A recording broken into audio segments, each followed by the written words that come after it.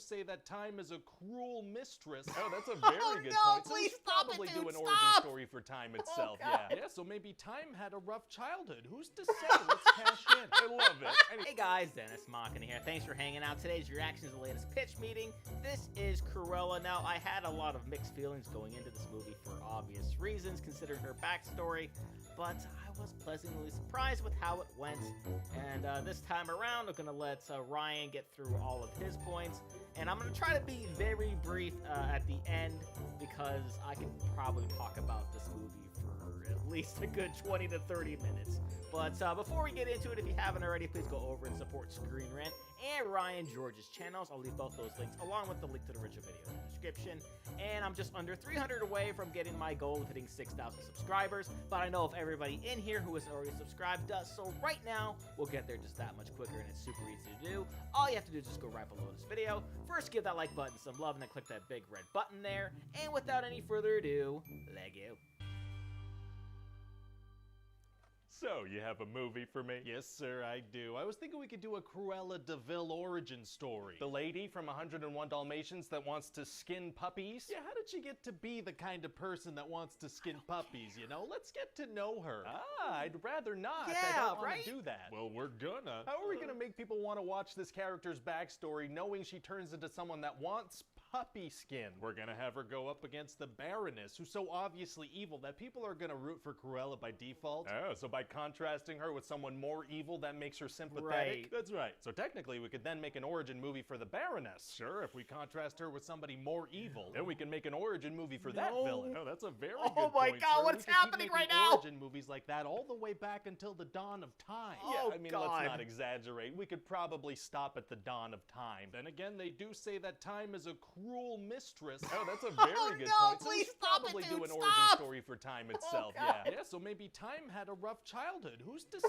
Let's cash in. I love it. Anyway, so we're gonna meet Cruella as a little kid named Estella, right? And she was born with black and white hair split right down the middle. Why? Because the character's known for having black and white hair split right down the middle. That makes sense. And one day she's being kind of cruel, right? So her mom is like, hey, your name is Estella, not Cruella. Right. And that's how she got the name Cruella. Oh. Okay. Yep. So. Sure.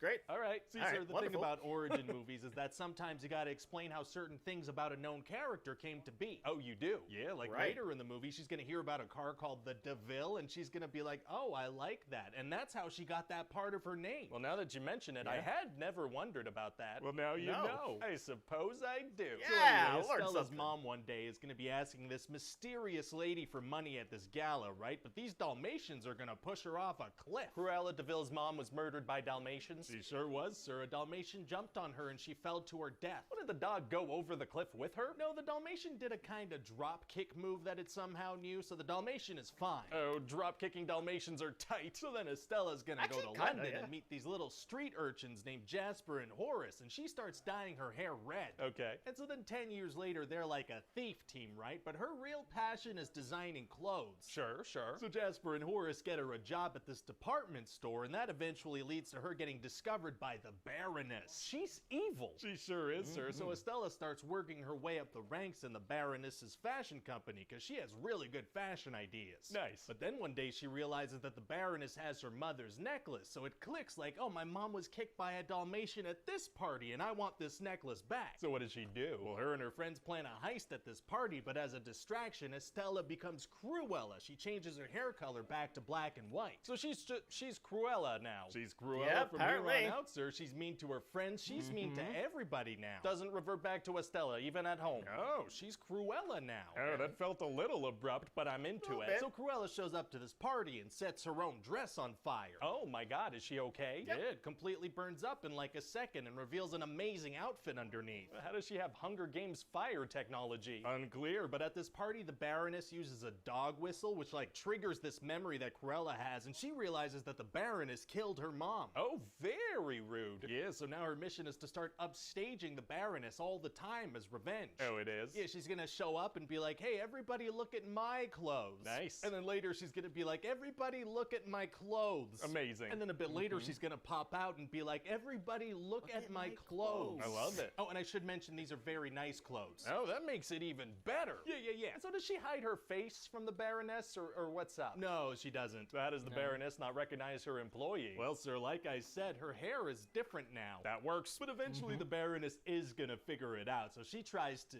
burn her alive. Oh, my God. Yeah, but the valet is gonna save Cruella, and then he's gonna reveal that the Baroness is actually her biological mother. That's a thing that happens in movies, so it may as well happen in this one, too. Oh, it's gonna. So then Cruella goes to this other big party that the Baroness is throwing, and she purposefully has the Baroness push her off a cliff. Oh, it's gonna be hard for her to survive being pushed off a cliff. Actually, it's gonna be super easy. Barely an inconvenience. Oh, really? Yeah, see, she designed her skirt to have a parachute inside of it. What? Did she test that? I don't see how she would have, sir, but she's very good at designing clothes, so her whole plan was to hide a parachute inside her skirt and use it for the first time during a deadly fall. That's right, sir, and it works perfectly, because that's what I wrote here. Well, great. And then also her team had instructed everyone at the party to step outside behind her, and so hundreds of people saw the Baroness push Cruella. She didn't hear hundreds of people step outside behind her? She didn't, no, not at all. Every single one of those people stayed perfectly quiet for some reason. Not a word was spoken. Oh, well, that worked out great. It sure did, apparently. Sir. So then Cruella inherits the house and the Dalmatians and the fortune, and the Baroness gets arrested. Wow.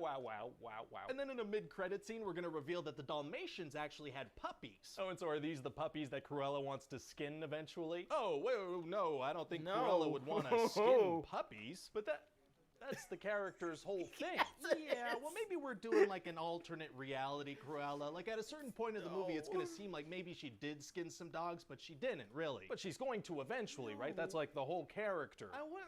Because they kind of set it up like she hates them because they killed the woman who raised her. See her doing that, no. Okay, well, why make Cruella's origin movie if she's not going to turn into the Cruella that people know? Because name recognition will make people want to come watch the movie and therefore minimize your studio's risk in investing millions of dollars into this project. That's a good point, I love it. Anyway, so Cruella's going to have these puppies, Perdita and Pongo, delivered to Anita and Roger. They're from 101 Dalmatians. They sure are. Why did she deliver dogs to them? Because that works. So what do you think? Well, I'm a little disturbed to learn that Perdita and Pongo were related, but this sounds like a lot of fun and relatively low budget. Oh, I should also mention that this is going to take place in 1970s London, so there's going to be a lot of opportunities for cool music. Okay. And we're going to take every single one of those opportunities. Oh my God. Let me ask you something. What's your usual music budget? I double it. I didn't even say a number. Then triple that. We're going to have wall-to-wall needle drops in this thing. It's going to cost you a fortune. Oh no. Cruella reportedly cost $200 million.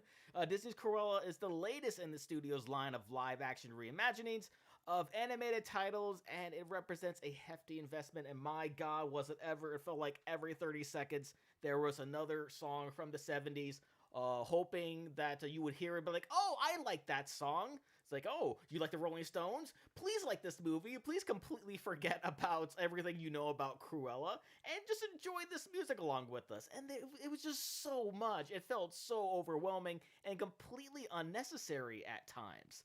So, as I was saying at the very beginning, I wanted to try to be as brief as I possibly can here because I feel like I could talk about this movie for 20 minutes, 30 minutes, probably even more than that. So basically, I went into this movie already knowing what I did about Cruella. I wasn't really excited about it. The premise didn't really make any sense to me. I didn't really need to know why she was evil. I don't really care. Like, when it comes to, like, characters' backstories, like, you have a character like Joker who's very polarizing. We've seen so many movies with him in it, so many different times we've seen him, whether it be in live action or the Batman the Animated Series, stuff like that. It was always intriguing to me to find out more about him or where he came from. Nobody really wanted that with Cruella. That's like saying, like, oh, let's have a backstory for Scar in The Lion King.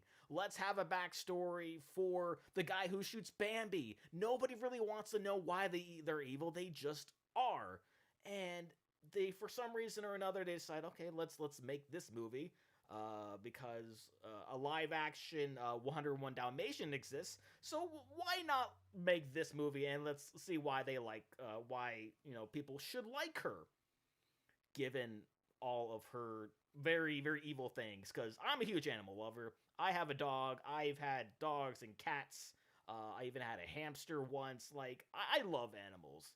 And the very thought of what she does is what she did in 101 Dalmatians, and, it's despicable to me. It's, she's evil. It's literally in her name, Cruella DeVille. I don't really need to know her backstory, okay? So I went into the movie with that mindset, but I try to keep an open mind. It's like, okay, let's see what this movie's about. And surprisingly enough, the movie was well cast.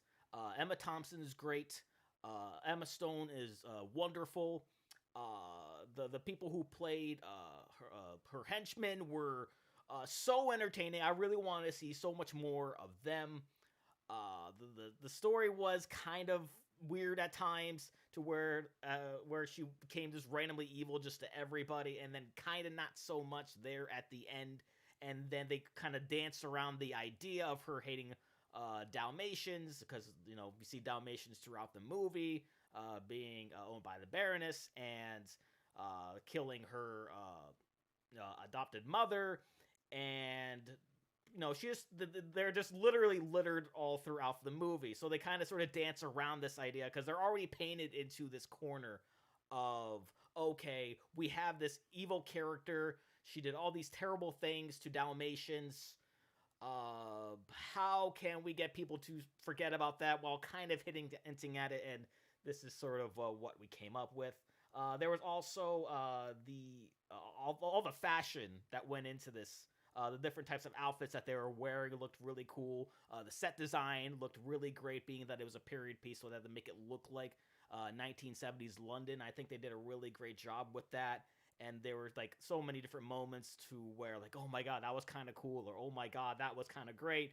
And I sort of like felt like, wait a minute, am I starting to like this movie? Am I starting to get entertained by this? And I kind of was. So when I have that happen where I'm not really sort of sure whether I'm supposed to like it or not, I look around on the internet to see different reviews, and I saw one in particular that was kind of like my mindset, right? Sort of went into it, like, why would you make a movie about this character? And he slowly started to like it. Like he first hated it, but like the more he talked about it, the more he enjoyed it, even given the fact of what we already know about her. So a little bit of mental manipulation there from Disney, making us completely forget about a character they created long ago being so evil, but here let's make her likable, but still also evil at the same time. But you like her anyway, don't you? You like her. So that sort of thing. But that will do it for me here. And before I go, though, I would like to give a huge shout out to all of my $5 and up supporters on Patreon. Marvin Espinoza, Cruising, Wolverine310, and Kevster Cronage, aka Kevin Crone. Thank you guys so much. And if you too would like to have your name read at the end of each and every one of my videos, plus many other fun goodies, please head on over to patreon.com/DennisMachon and become a Patreon supporter today. With that being said, comment down below. Let me know what you thought about Cruella. Please leave a like if you enjoyed. Also, want to see past reactions I've done to other pitch meetings, got a nice playlist right up there full of them for you. Share this video, subscribe if you haven't subscribed already, your notification bell because I put up new videos every single day, and I'll see you guys next time.